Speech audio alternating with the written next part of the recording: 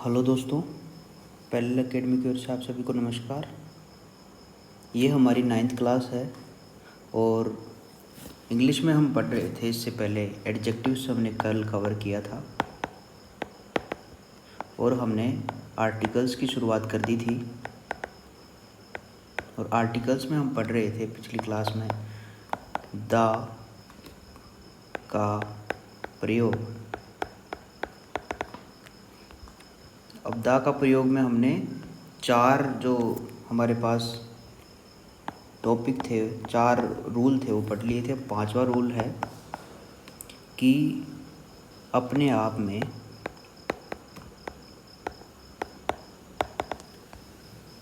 विशेष वस्तुओं के पहले।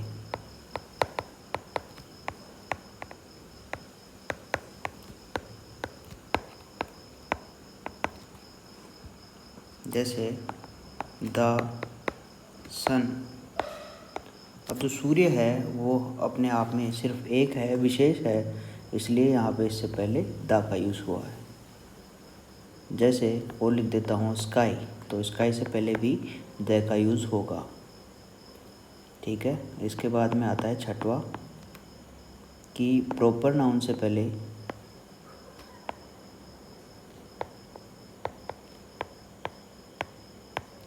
द का प्रयोग तब होगा जब कोई विशेषण उसकी विशेषता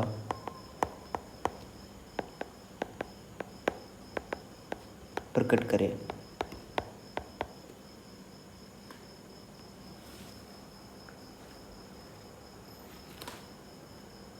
या विशेषण उपवाक्य, जो कि हम आगे पढ़ेंगे, ऐसा उपवाक्य जो विशेषण का स्थान ले लेता है वो विशेषण उपवाक्य कहलाता है। वो उपवाक्य होता है वाक्यांश, क्लोज, जिसका खुद का अर्थ होता है। वो विशेषण उपवाक्य उस प्रॉपर नाउन की व्याख्या करे। ठीक है। इसका मैं एग्जाम्पल लेता हूँ। द मिस्टर रे whom, यानी जिसे, you met, यानी तुम मिले, last night,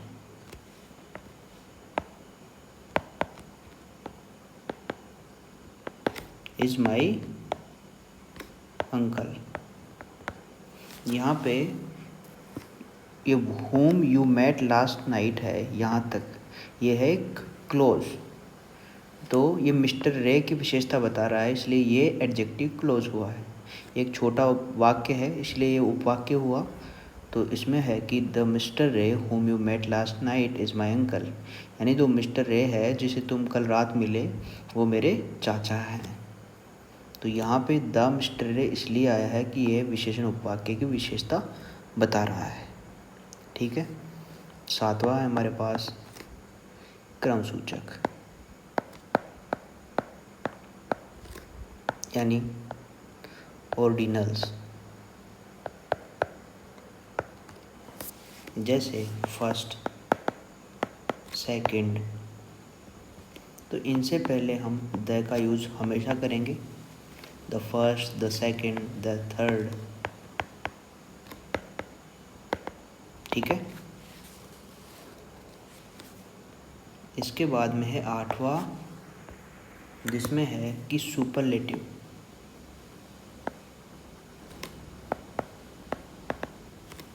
यानी उत्तमावस्था।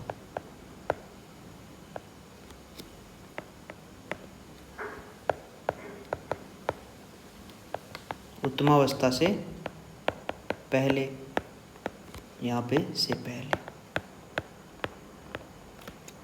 तो सुपरलेटिव कौन कौन सी है? जैसे मैंने लिखा डार्क, तो डार्क की सुपरलेटिव इसके EST लगा देंगे, डार्केस्ट। इससे पहले द का यूज़ होगा। गुड का होता है superlative degree, good, better, best. जो हमने कल पढ़ा था, तो इससे पहले आएगा द। ठीक है। नवा है हमारे पास संगीत, वाद्य से पहले। इसका मतलब क्या होता है कि जो भी संगीत के उपकरण हैं जिनसे हम बजाते हैं कोई भी संगीत, जैसे गिटार हुआ, जैसे फ्लूट हुई, ठीक है, इनसे पहले भी द का यूज़ होगा। ठीक है। अब है हमारे पास 10वां, कोई ऐसी संज्ञा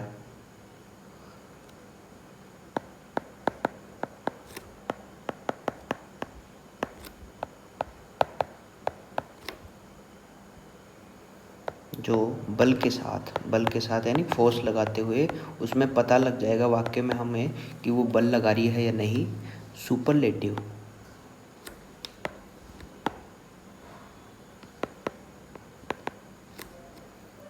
का भाव प्रकट हो, ठीक है, यानी कोई ऐसी संज्ञा है जिसमें सुपरलेटिव यानी उस सबसे ऊपर होने का भाव तो बल लगा के वो प्रकट करे, तो ऐसी संज्ञा से पहले भी हम क्या करेंगे, इसका दा का यूज़ करेंगे।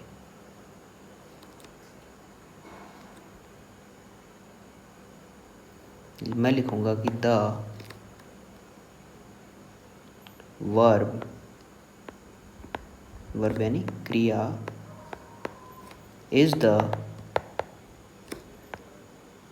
वर्ड यानी द वर्ड क्या मतलब क्या हुआ, द लगाने से मतलब है कि ये सबसे मेन वर्ड है, द वर्ड।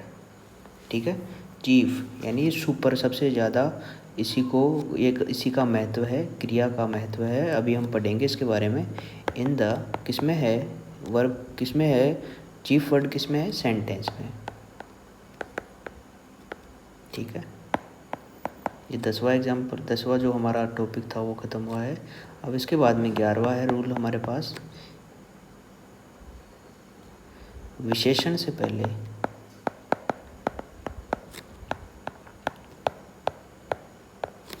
जब उसके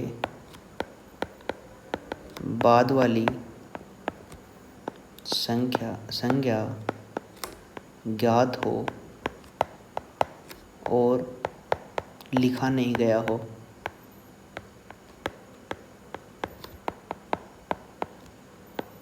जो हमने कल पढ़ा था कि एडजेक्टिव को हम संज्ञा के रूप में भी काम में ले सकते हैं, तो उसमें हमने पढ़ा था एक एग्जाम्पल कि पुअर एक एडजेक्टिव है, पर इसको जब हम पुअर पीपुल है ऐसे लिखते हैं, इसके बजाय हम सिर्फ पुअर लिखेंगे, तो इससे पहले हम द का यूज़ हमेशा करेंगे।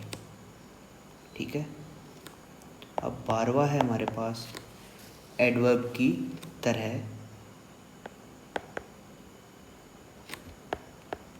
एडवर्ब क्या है, क्रिया विशेषण जो क्रिया की एडजेक्टिव की विशेषता बताता है।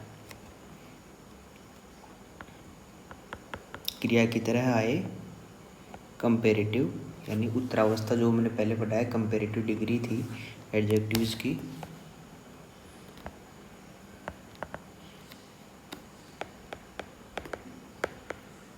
इसमें क्या होता है, इसका एग्जांपल मैं लेता हूँ।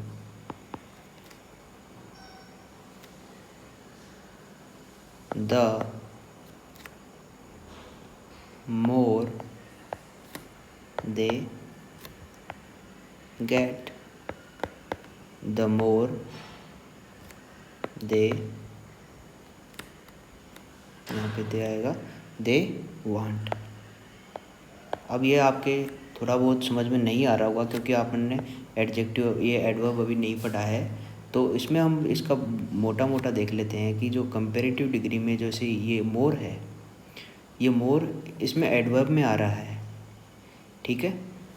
ये एक एडवर्ब की तरह आया हुआ है कंपेरेटिव रूप में, तो इसीलिए इससे पहले द का यूज़ होगा। ठीक है। ये गेट की जो गेट क्या है, गेट क्या है, पाना, और यहाँ पे वांट जो है वो क्या है, चाहना।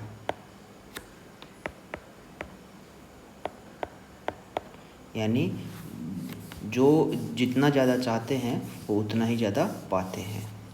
ठीक है, इसका मतलब ये है। तो पाना, कुछ भी पाते हैं हम, तो यहाँ पे ये इसका मोर का मतलब है ज़्यादा। तो ये सीधा सीधा इसकी विशेषता बता रहा है पाने की, कैसे पाते हैं, कितना पाते हैं, ज़्यादा। तो ये क्रिया की विशेषता बता रहा है, इसलिए एडवर्ब है। और एक कंपेरेटिव डिग्री में है जो हमने कल पढ़ा था एडजेक्टिव की फॉर्म में, तो इससे पहले द का यूज़ होगा। ठीक है, अब हम पढ़ेंगे ए एन का प्रयोग। इससे पहले हमने द का प्रयोग पढ़ लिया है, तो इसमें पढ़ेंगे। सबसे पहला है हमारे पास मौलिक संख्या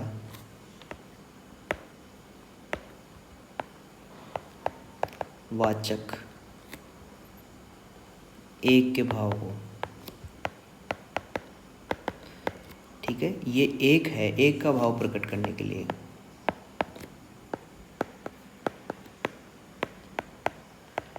ठीक है, अब मैं एक यूनिवर्सल अपने पास बात कहता हूँ कि 12 इंच में कितने फुट होता है, 1 फुट होता है। इसको मैं इंग्लिश में लिखता हूँ TWE, 12 इंचेस। 12 इंचेस मेक्स नहीं, यहाँ पे एस है इसलिए मेक आएगा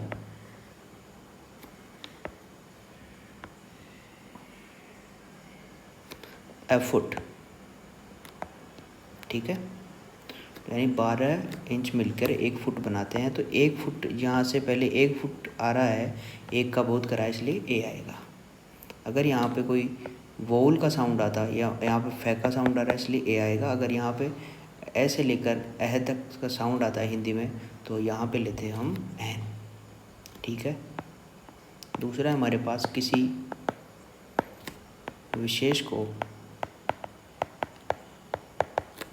अस्पष्ट रूप से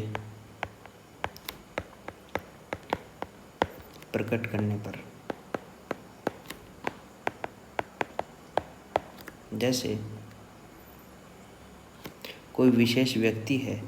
ठीक है, तो हमने लिया कि जैसे मैं आपको एग्जांपल देता हूँ कि पुलिस ने कोई चोरी की है किसी ने, तो एक इल्ज़ाम में उसके एक सुरेश नाम के व्यक्ति को पकड़ा है।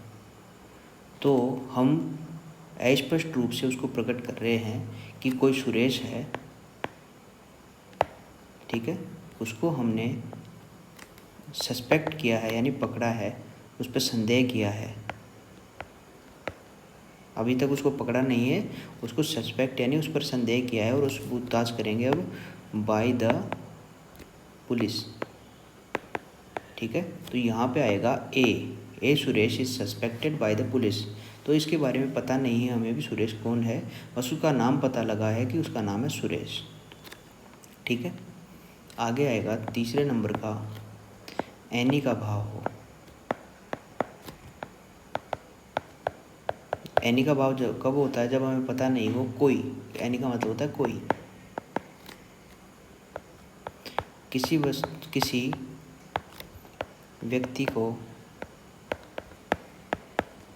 एक वर्ग में प्रतिनिधि के रूप में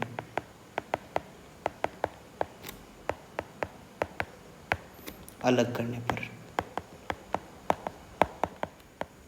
एग्जाम्पल है इसका, a cow is a useful animal. ठीक है, यानी जो गाय है वो उपयोगी पशु है, ये हमें कहा जा रहा है।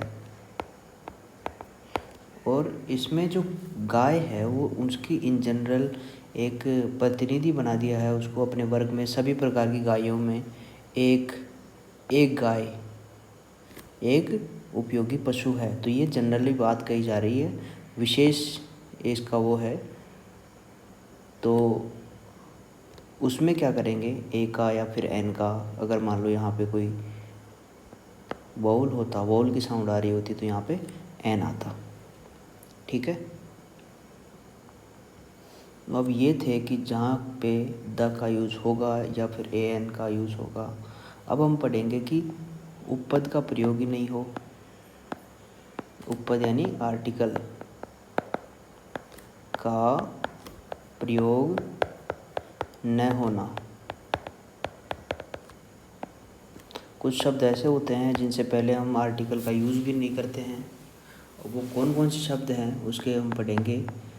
पहला है पदार्थ के नाम, पदार्थ का नाम, और भाववाचक संज्ञा,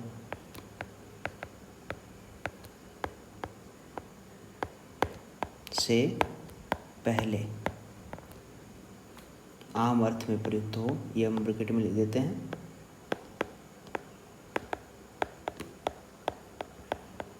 ठीक है। जैसे हमने कहा जो चीनी है, शुगर है, is bad for your teeth, यानी हमारे दांतों के लिए जो चीनी है वो खराब है। बैड फॉर योर टीथ, इसमें जनरली बात कह रहे हैं कि जो चीनी है वो हमारे दांतों के लिए बुरी है। ठीक है। तो इससे पहले किसका यूज़ नहीं होगा, किसी भी आर्टिकल का ए एंड द का यूज़ नहीं होगा। एक और मैं लिखता हूँ, गोल्ड इज़ प्रीशियस मेटल,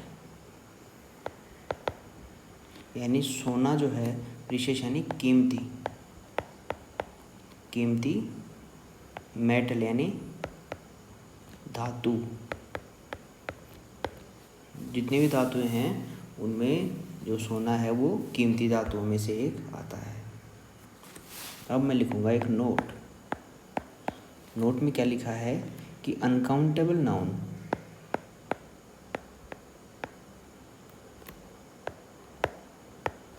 विशेष अर्थ में प्रयोग हो,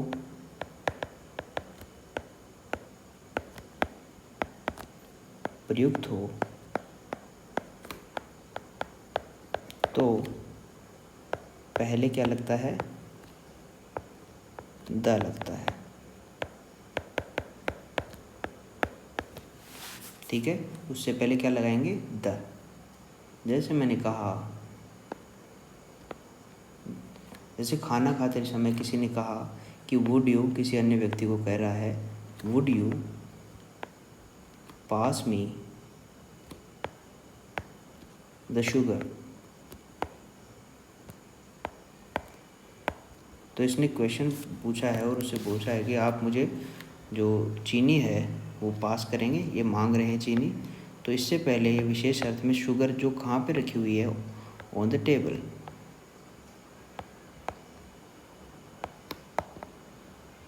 यानी टेबल पर रखी है, उस चीनी की बात कर रहा है। और जो यहाँ पे ऊपर था शुगर, तो ये जनरल शुगर की बात कर रहा है। जो कोई भी चीनी है वो हमारे दांतों के लिए बुरी है। ठीक है। इसके बाद में दूसरा हम लिखते हैं कि आम अर्थ में प्रयोग आई बहुवचन गणनीय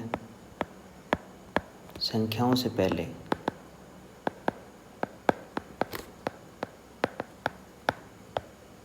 जैसे बहुवचन है हमारे पास चिल्ड्रन, चिल्ड्रन इनको हम गिन सकते हैं। चिल्ड्रन लाइक चॉकलेट्स, यानी जो बच्चे हैं वो चॉकलेट को पसंद करते हैं। ठीक है। तो इससे पहले हमारे पास कोई भी नाउन नहीं आ रहा है, कोई भी जो आर्टिकल है वो नहीं आ रहा है। ठीक है। अब एक और एग्जाम्पल लेता हूँ मैं।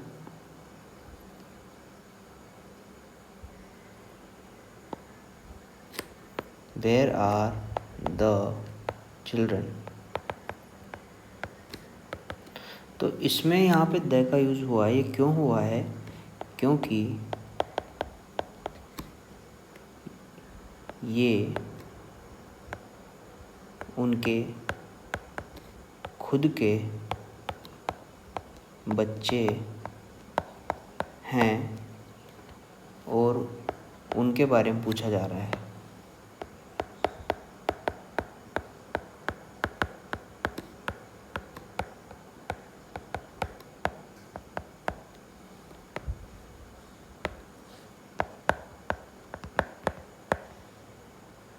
ठीक है,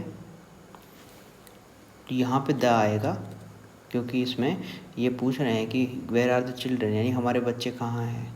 ठीक है, अब तीसरा है कि पहले सांकेतिक के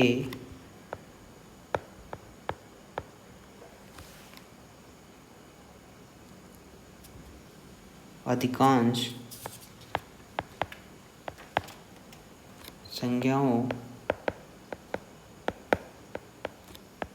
से पहले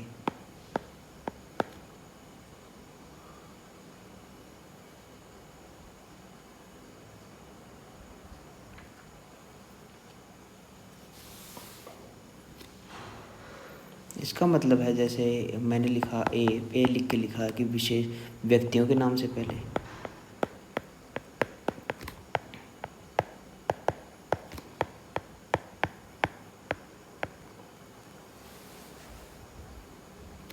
व्यक्तियों के नाम से पहले भी इसका यूज़ नहीं होता है। जैसे मैंने लिखा राम, इससे पहले मैंने नहीं लिखा कि द नहीं लिखा, ए नहीं लिखा और एन नहीं लिखा। श्याम, हरी, जो कि हमने पिछले जो क्लास हुई है उनमें इन्हीं के जो नाम ज़्यादातर लिए हैं, तो मैंने इसी के एग्जाम्पल ले लिए। और बी है मेरे पास महाद्वीप के नाम से पहले,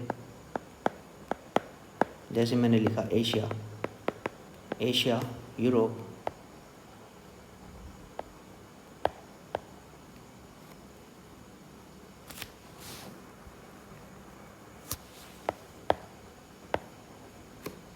अफ्रीका इत्यादि। इनसे पहले भी ए एंदा का यूज़ नहीं हो रहा है। और राष्ट्र, ठीक है, राष्ट्र जैसे इंडिया, पाकिस्तान,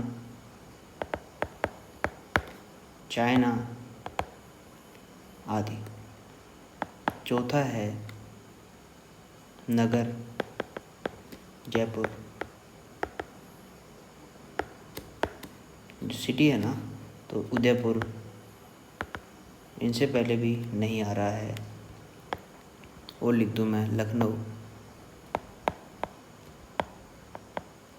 लखनऊ। अब ई है हमारे पास पर्वत,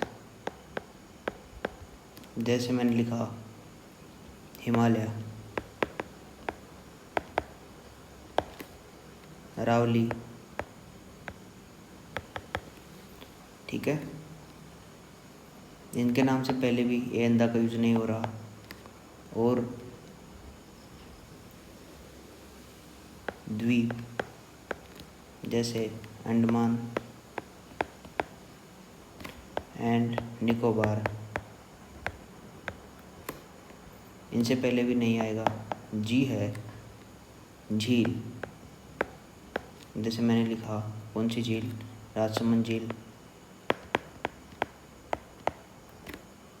ठीक है, तो इससे पहले भी झील के नाम से पहले भी नहीं आएगा।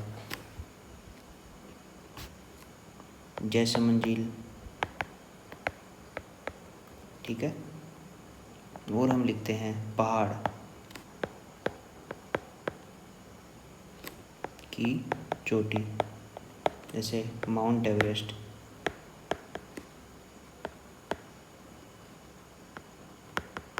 इससे पहले भी द का यूज़ नहीं होगा। वो एक नोट लगा के लिखते हैं। नोट में क्या लिखेंगे? ई प्रॉपर नाउन से पहले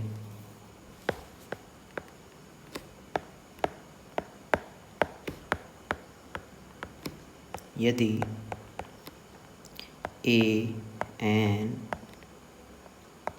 द इनमें से किसी का प्रयोग हो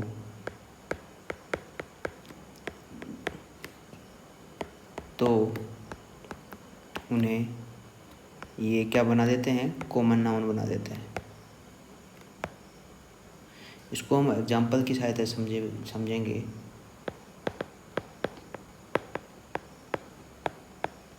ठीक है, जैसे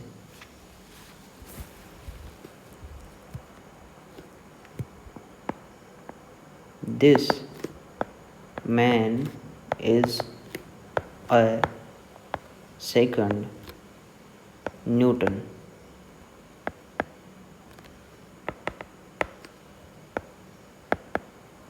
तो यहाँ पे था जो न्यूटन है उसके बारे में कुछ कहा जा रहा है कि जो न्यूटन है उसको आइडियल मान लिया है, और दिस मैन यानी कोई आदमी है उसकी हमें उपमा दे रहे हैं न्यूटन की कि यह आदमी दूसरा न्यूटन है। उसकी बुद्धिमानी को देखकर हम ये एक फैसला ले रहे हैं।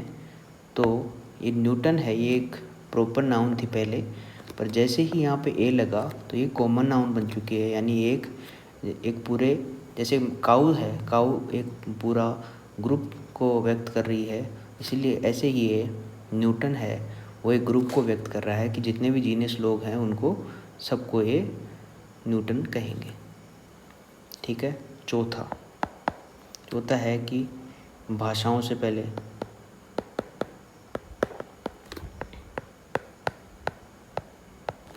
एग्जाम्पल है वी आर स्टडिंग इंग्लिश, यानी हम इंग्लिश पढ़ रहे हैं। ठीक है, तो इंग्लिश से पहले हमारे पास कोई भी आर्टिकल नहीं आया है। इसके बाद में पांचवा है कि स्कूल, कॉलेज, चर्च, बेड, ठीक है, हॉस्पिटल, मार्केट, प्रिजन। अगर कोई व्यक्ति इनमें जाने का किसी सेंटेंस में ऐसे कहा जाए कि कोई व्यक्ति इनमें जा रहा है तो और इनके बारे में इनके कार्यों का उद्देश्य हो, कार्यों को उद्देश्य रख के वो सेंटेंस कहा गया हो, तो हम उनमें द का यूज़ नहीं करेंगे। इनसे पहले जब इन स्थानों में जाने का या इनके मूल उद्देश्य का बोध हो। ये कहना क्या चाह रहा है कि स्कूल में कोई व्यक्ति जा रहा है, तो जैसे मैंने कहा कि ही गोज़ टू स्कूल, तो इससे पहले कोई भी नाउन नहीं आया होगा। ये हमने पहले भी के कक्षाओं में पढ़ा हुआ है कि इसमें बीच में द का यूज़ हमने कभी नोटिस नहीं किया, इससे पहले कभी द का यूज़ नहीं होता है। मैंने कहा माई मॉम इज़ इन हॉस्पिटल। ये कोई व्यक्ति कह रहा है कि उसकी जो माँ है वो हॉस्पिटल में है, तो शायद वो बीमार है, इसलिए यहाँ पे इससे पहले द का यूज़ नहीं हो रहा है, क्योंकि हॉस्पिटल में बीमार व्यक्ति ही रहते हैं। ठीक है, अगर वो वहीं कहीं काम करती है तो इसलिए अगर वो वहाँ जा रही है, इन लिखा हुआ है, इसलिए यहाँ पे द का यूज़ नहीं होगा। ऐसे भी हम लिख सकते हैं। ठीक है, अब हम एक नोट लगाएंगे और नोट में हम लिखेंगे कि द का प्रयोग निश्चित स्थान,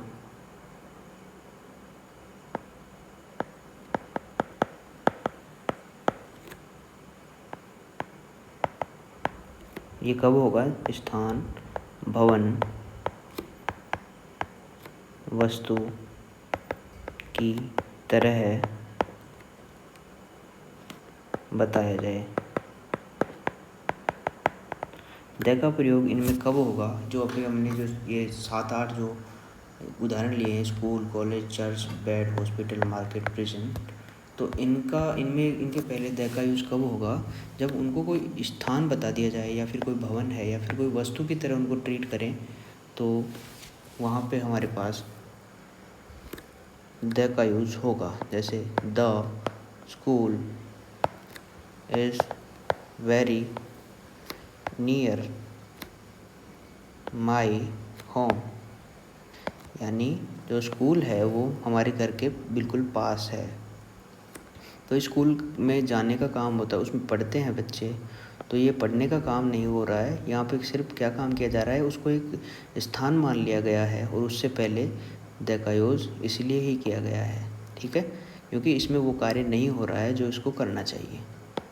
दूसरा है द बेड इज़ ब्रोकन, ठीक है। तो बेड है, उसमें सोने का कार्य किया जाता है, पर यहाँ पे द का यूज इसलिए होगा क्योंकि ये यहाँ पे उसके बारे में कुछ कहा गया है, उसकी इन्फॉर्मेशन दी गई है, ये वस्तु है, ठीक है। अब छठवा है फादर, मदर, अंकल, आंट जैसे संबंधों, इनसे पहले भी यूज़ नहीं होता है। संबंधों के नामों तथा, जैसे हम कह लेते हैं कभी हमारा रसोइया,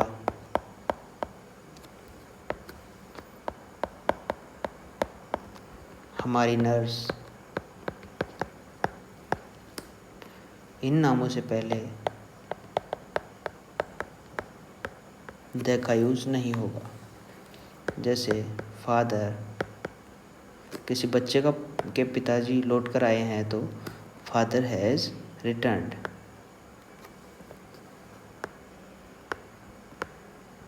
यानी पापा लौट कर आ गए हैं। एक दूसरा लिखूँगा जो रसोइया है, कुक है, cook has note come yet, यानी अभी तक कुक नहीं आया है, तो इनसे पहले हम द का यूज़ नहीं करेंगे, ठीक है। सातवां है ऐसी स्थिति जो केवल एक व्यक्ति द्वारा सामान्यतः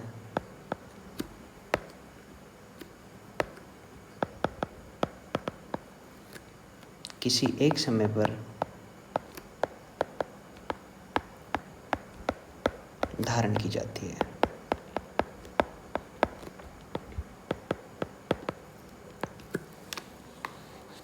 एग्जाम्पल है इसका, he was elected for elected chairman of the board. अब यहाँ पे द आ रहा है तो ये हम नहीं देखेंगे, ये अलग सिचुएशन है। यहाँ पे चेयरमैन पहले कोई भी आर्टिकल का यूज़ नहीं हुआ है, तो ये इसलिए नहीं हुआ है कि इसमें जो व्यक्ति है वो व्यक्ति किसी इस समय पर क्या धारण कर रहा है, चेयरमैन की पदवी धारण कर रहा है, ठीक है।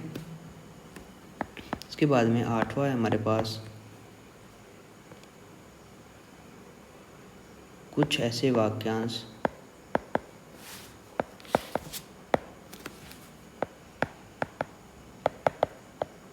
जहाँ प्रीपोजिशन के बाद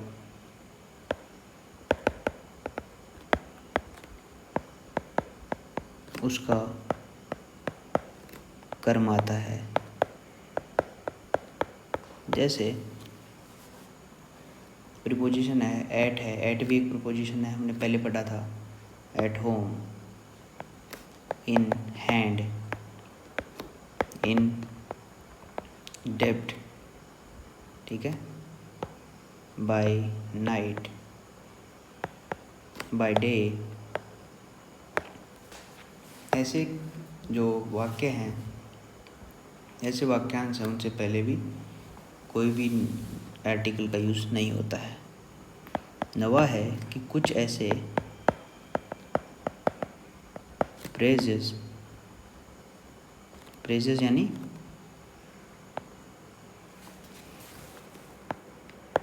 वाक्यांश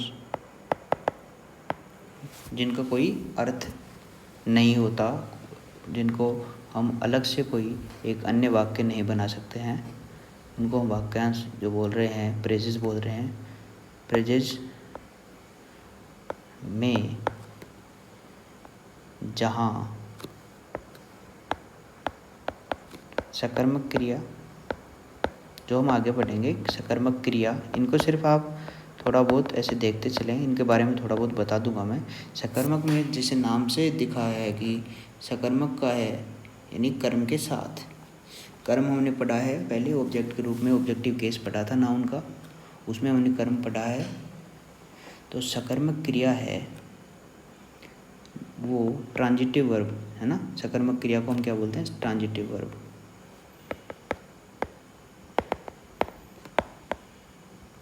इसके बारे में आप चिंता ना करें, हम आगे पढ़ेंगे ये बात।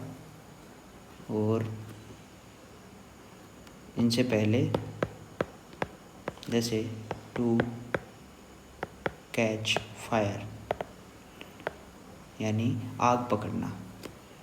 जैसे कोई वस्तु है, उसको हम जला रहे हैं और वह आग पकड़ लेती है, तो उसके लिए हम लिखेंगे टू कैच फायर। ठीक है।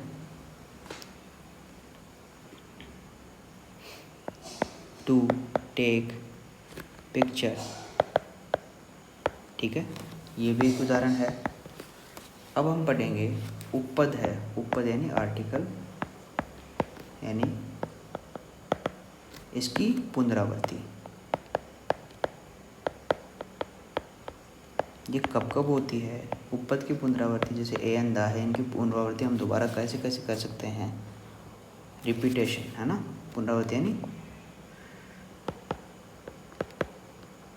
ठीक है। अब मैं दो उदाहरण ले रहा हूँ। I have a black and white dog. यहाँ पे ए आया है और यहाँ ब्लैक यानी काला, और ये वाइट यानी सफ़ेद। यानी आई हैव यानी मेरे पास है, ए ब्लैक एंड वाइट डॉग यानी एक काला और सफ़ेद कुत्ता। मेरे पास एक काला और सफ़ेद कुत्ता है। तो इसमें एक ही डॉग की बात हो रही है। यहाँ पे जो ये आया है, ए का यूज़ हुआ है, ये सिर्फ एक ही डॉग के बारे में कहा जा रहा है। इसलिए एक कुत्ता है जो कि काला व सफ़ेद है। ठीक है। एक दूसरा मैं एग्जांपल लेता हूँ जिसमें मैं लिख देता हूँ I have a black and, यहाँ तक कि दोनों बराबर हैं। यहाँ पे मैं एक और ए लगा देता हूँ, वाइट डॉग। ठीक है। इसमें हमारे पास है कि एक ए ब्लैक एंड एक वाइट, यानी एक काला एक सफ़ेद। अब ये देखने से समझ में आ रहा है कि इसके पास दो कुत्ते हैं, एक काला एक सफ़ेद। ठीक है। ये दोनों अलग अलग वाक्य हैं, इनको हम एक नहीं लिख सकते। ये ए लिखने से ही इतना फ़र्क पड़ा है, ये वाला जो ए है इसको लिखने से इतना फ़र्क पड़ा है। आज के लिए इतना ही। अब हम इसका रिवीजन कर लेते हैं।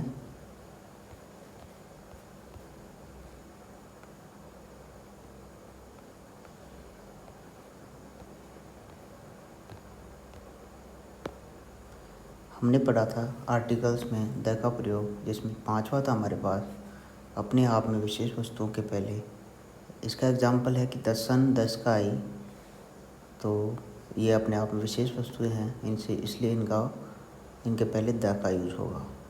अब छठवा है हमारे पास, प्रॉपर नाउन से पहले द का प्रयोग तब होगा जब कोई विशेषण उसकी विशेषता प्रकट करे या विशेषण उपवाक्य उस प्रॉपर नाउन की व्याख्या करें। जैसे एग्जाम्पल है इसका कि the mister Roy van whom you met last night is my uncle।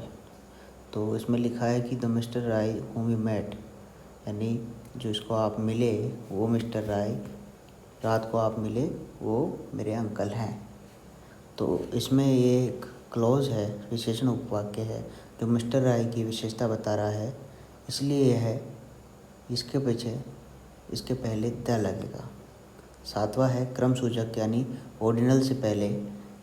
इसमें लिखा है कि जैसे द फर्स्ट है, ऑर्डिनल क्या होते हैं, फर्स्ट, सेकंड, थर्ड, फोर्थ आगे बढ़ते हुए, तो इससे पहले हमारे पास द का यूज़ होगा। इसके बाद में है सुपरलेटिव, जो डिग्री है उससे पहले, जैसे डार्क का होता है डार्केस्ट, तो इससे पहले लगेगा द डार्केस्ट होगा। हमेशा किसी भी सुपरलेटिव डिग्री से पहले द का यूज़ होता है, अधिकतर केसों में, कुछ एक्सेप्शंस हैं। फिर उसके बाद है द वेस्ट, ठीक है। इसके बाद में है कि संगीत वाद्य से पहले, जैसे द गिटार, द फ्लूट। 10वां है कोई ऐसी संज्ञा जो सुपरलेटिव का भाव प्रकट हो, जिससे जैसे the verb is the word in the sentence. तो द वर्ड क्या है, एक चीफ वर्ड है, इस वर्ब के बिना जो कोई भी सेंटेंस है वो अधूरा रहता है। इसके बाद में है 11वां, विशेषण से पहले जब उसके बाद वाली संज्ञा ज्ञात हो और लिखा हुआ नहीं गया हो, जैसे द पुअर पीपल, इसमें पीपल नहीं लिखा हुआ गया है, तो यह एक एडजेक्टिव है और इस एडजेक्टिव को हम नाउन के रूप में काम में लेंगे और इससे पहले हम द का यूज़ करेंगे, ठीक है। अब 12वां है कि एडवर्ब की तरह आए कंपेरेटिव के रूप में, तो इसमें the more they get the more they want, तो जितना ज़्यादा वो चाहेंगे उतना ज़्यादा वो पालेंगे। तो ज़्यादा है वो गेट का होता है, गेट का यानी पाने का या फिर चाहने का, दोनों की विशेषता बता रहा है, इसलिए क्रिया विशेषण एडवर्ब है और इससे पहले द का यूज़ होगा। अब ए और एन का प्रयोग क्या होता है, कैसे कहाँ पे होता है। पहला है मौलिक संख्यावाचक एक का भाव प्रकट करने के लिए 12 इंच मेक ए फुट, यह जनरल बात है, तो ए फुट यानी एक, ठीक है। और इसके बाद में है किसी विशेष को अस्पष्ट प्रकट करने के लिए अस्पष्ट रूप से कैसे दिखाते हैं, ये Suresh is suspected by the police, यानी पुलिस ने उसको सस्पेक्ट किया है, एक सुरेश नाम के व्यक्ति को। अब हमें नहीं पता है कि सुरेश कौन है। तीसरा है एनी का भाव हो, किसी व्यक्ति को कोई वर्ग में प्रतिनिधि के रूप में दर्शा रहा है, तो जैसे a cow is a useful animal, तो ए है वो इसलिए आया है क्योंकि जो काऊ है उसकी जनरली बात हो रही है, ठीक है। अब उपपद का प्रयोग कब कब नहीं होगा। पहला है कि पदार्थ की मात्रा भाववाचक संज्ञा से पहले आम अर्थ में प्रयुक्त होने पर, जैसे sugar is best bad for your teeth, यानी आपके दांतों के लिए जो चीनी है वो ख़राब है। गोल्ड इज प्रीशियस मेटल, यानी जो सोना है वो कीमती धातु है। अब हम नोट लगा के लिखेंगे कि कहाँ पे द का यूज हो सकता है, इसी में ही जो अनकाउंटेबल नाउन है उसमें कोई विशेष अर्थ में प्रयुक्त हो रही है, तो वहाँ पे पहले द आएगा। जैसे would you pass me the sugar, तो यहाँ पे द है, वो द शुगर है, वो टेबल पे रखी हुई है, इसलिए वो उस विशेष शुगर के बारे में बात कर रहा है, ना कि इस दुनिया में जो जितनी भी शुगर है उसके बारे में बात कर रहा है। दूसरा है कि आम अर्थ में प्रयोग आई बहुवचन गणनीय संख्या से पहले कोई भी आर्टिकल नहीं लगेगा। द चिल्ड्रन लाइक चॉकलेट्स, अब बच्चे हमेशा ही जो चॉकलेट है उसको पसंद करते हैं, तो इसके पहले आर्टिकल नहीं लगेगा। अब लिखेंगे कि वेयर आर द चिल्ड्रन, यानी जो बच्चे हैं वो कहाँ हैं, तो किसी ने पूछा है कि बच्चे कहाँ हैं, तो वो अपने बच्चों के बारे में बात कर रहा है, तो विशेष अर्थ में है ये, इसलिए इससे पहले द का यूज़ होगा। तीसरा है कि पहले सांकेतिक के अधिकांश संज्ञाओं से पहले, मतलब जो जितनी भी संज्ञाएं हैं हम अभी संकेत के रूप में दर्शा रहे हैं उनको, कि व्यक्तियों के नाम से पहले राम, श्याम, हरि, महाद्वीप का, एशिया, यूरोप, अफ्रीका, राष्ट्र, इंडिया, पाकिस्तान, चाइना, नगर, जयपुर, उदयपुर, लखनऊ, पर्वत, हिमालय, अरावली, और द्वीप, अंडमान एंड निकोबार, झील, राजसमंद, जयसमंद, पहाड़ की चोटी, माउंट एवरेस्ट। ठीक है। नोट क्या लगा के लिखेंगे, प्रॉपर नाउन से पहले यदि ए अंदा का प्रयोग हो तो उन्हें कॉमन नाउन बना लेते हैं। ये कौन, ए और एन या फिर the. This man is a second Newton, यानी यह आदमी एक दूसरा न्यूटन है। ठीक है। और भाषाओं से पहले वी आर स्टडिंग इंग्लिश, भाषा से पहले कभी भी आर्टिकल का यूज़ नहीं होगा। ठीक है। 5वां है school, college, church, bed, hospital, market, prison, ऐसी जगह जहाँ पर इन स्थानों में जाने का या फिर इनके मूल उद्देश्य की पूर्ति के लिए इनको काम में लिया जा रहा हो सेंटेंस में, तो हमारे पास इनका आर्टिकल नहीं लगेगा। जैसे ही goes to school, my mom is in hospital. अब नोट लगा के लिखेंगे कि द का प्रयोग निश्चित स्थान, भवन, वस्तु की तरह बताया जाए। जैसे the school is very near to my home, यानी मेरे घर के पास है बिल्कुल स्कूल है जो, तो इसलिए यहाँ पे द का प्रयोग पहले होगा। अब है कि द बेड इज़ ब्रोकन, यानी जो बेड है वो टूटा हुआ है। तो बेड को जनरली सोने के लिए काम में लिया जाता है, परंतु वो टूटा हुआ है, इसलिए यह अलग अर्थों में प्रयोग हो रहा है, इसलिए द का योग होगा। अब 6वां है कि फादर, मदर, अंकल, आंट जैसे संबंधों के नामों अथवा तथा हमारा रसोइया, हमारी नर्स नामों से पहले father had returned, father has returned, और cook has not come yet, यानी वो कभी तक नहीं आई है। 7वां है ऐसी स्थिति जो केवल एक व्यक्ति द्वारा सामान्यतः किसी एक समय पर धारण की जा रही है। जैसे he was elected chairman of the board, chairman है एक पदवी है और ये धारण की जा रही है किसी व्यक्ति के द्वारा, इसलिए यहाँ पे द का यूज़ नहीं हो रहा है। कुछ ऐसे वाक्यांश जहाँ प्रीपोजिशन के बाद उसका कर्म आता हो, at home, at hand, at डेप्ट, बाय नाइट, बाय डे। 9वां है कुछ ऐसे फ्रेजेस जिनमें सकर्मक क्रिया वाक्यांश से पहले आ रही हो, जैसे to catch fire, to catch pick, to take picture. अब है उपपद, आर्टिकल की पुनरावृत्ति कब कब होती है, रिपीट कब कब होता है। जैसे I have a black and white dog, काला और सफ़ेद। एक कुत्ता है जो कि काला है व सफ़ेद है। I have a black and A white dog, तो दूसरे में है कि एक कुत्ता है और एक काला कुत्ता है, एक सफ़ेद कुत्ता है, 2 कुत्तों की बात हो रही है। ठीक है। अभी हम रिपीटेशन के जो ये रिपीटेशन हो रहा है इसके बारे में थोड़ा सा आगे पढ़ेंगे, और जैसे ही आर्टिकल ख़त्म होता है हम प्रोनाउन को चालू कर देंगे। ठीक है। आज के लिए इतना ही, धन्यवाद। मिलते हैं आपसे अगली क्लास में।